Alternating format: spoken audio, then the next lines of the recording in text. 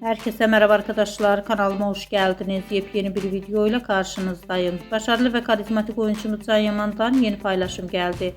Bugün Can Yaman'ın annesi Güldemcan'ın doğum günüdür.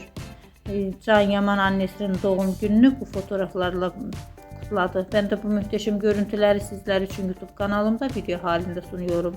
Umarım beğenirsiniz. Arkadaşlar, videomu beğendiyseniz kanalımı izlemeyi ve bildirim butonuna basmayı unutmayın. Şimdilik benden bu kadar olsun. Yeni videomuzda görüşmek üzere. Hoşça kalın.